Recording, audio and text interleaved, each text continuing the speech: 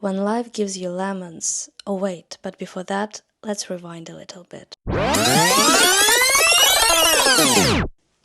At first I thought that I would like this video to be more soulful, without too much info. Then I thought it would be nice to make it more educational and tell some interesting facts about the Lake District. But in the end I thought that I would like this video to be slightly different from what I've done before, and fill it with some self-reflection thoughts which I had during my trip to the Lake District. So get ready to some interesting facts and some very deep self-reflection thoughts in the end of the video. But let's start from the very beginning. Today's video is about finding peace in the midst of the modern world chaos, and in order to do that, we need to go to the Lake District. Ironically enough, just a couple of days before going on my pre-planned trip to the Lake District, I found out that I was made redundant. And instead of cancelling the trip, I decided just to go with the flow and see what kind of gifts this absolutely beautiful region can give me. And you know what? I was absolutely right. It was a very good decision to make. The adventure starts at Bami. The name Bami derives from Old English and means the lake by the dairy pastures. The village itself is small with a population of only 92 people. Bami is home to Herdwick sheep, a tough breed from the Lake District. They survive all year on the hills with little extra food. These sheep are special because they have a strong instinct called hefting, which makes them always return to the same grazing area. The first place which I would recommend for you to visit is the Syke Farm Tea Room, which is one of the 2 cafes in Bami. It is located at the top of the village, just below the church. Syke Farm Tea Room is well known for its variety of homemade cakes, pastries, and ice cream, which is made from their own Bami cows. My honest opinion, I loved it, and I would highly recommend the one with the rhubarb flavor. But also let's find out what other people think about it. So nice. Very I love nice. it. Very delicious. Which flavors did you get? I have black cherry and I have coconut. Coconut. And Yeah, you love I it? love cherry. Is it different from the usual ice creams which you get in the... Yeah, It's is it? more natural flavor. Okay, Yeah. that's nice. I love Good. Thank you. But being in Bami and not to mention the name of Mary Robbins would be wrong. At the public house in this beautiful village lived a young woman named Mary Robbins. The daughter of the landlord of the fish inn in the village, Mary was known as the Maid of Bami. In 1792, Captain Joseph Butworth discovered Mary at the inn during one of his frequent walks across the Lake District. He was so amazed by her beauty that he included her as a tourist attraction for the valley in his article to a London newspaper. Mary became famous overnight, with many people coming to Bami just to see her. Butworth himself returned after 6 years and lectured her to not let the fame go to her head. But unfortunately, the fame brought in one man in her life. In the autumn of 1802, Mary was swept off her feet by Alexander Hope. He was traveling through the Lake District and decided to see her acclaimed beauty for himself. After a short romance, the two were married in the church on the 2nd of October.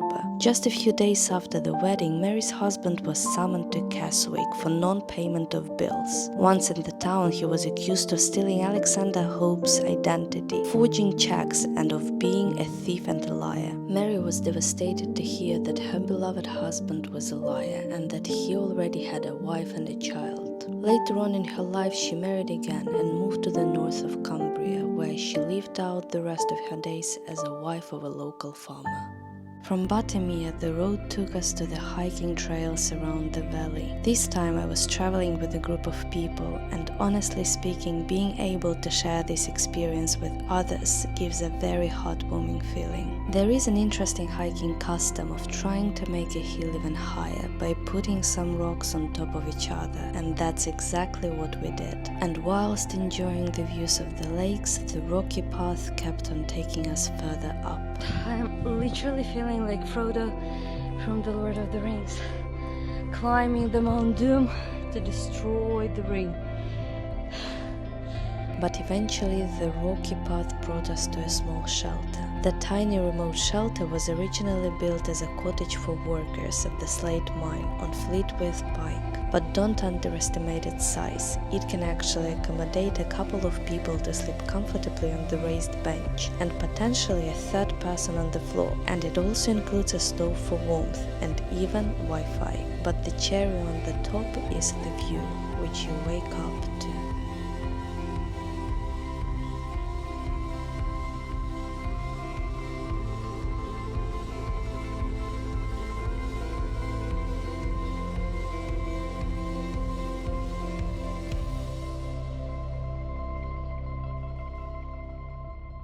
The second day of the trip we hiked Raven Crag. In this part of the video I would like to let you soak in the views and to be quiet just for a minute before we get to the self-reflection part of the video.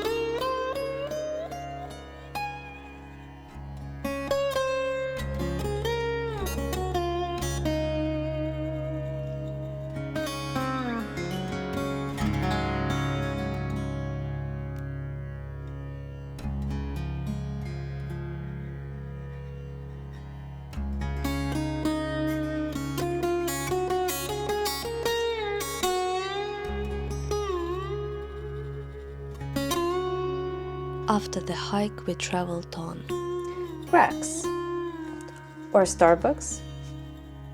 Guys, contact me for more advertising. And arrived to a small village of Stonethwaite, which in the 12th century was part of the monastic lands owned by Fountains Abbey. Stonethwaite evolved from a monastic farm into a settlement for miners and farm workers.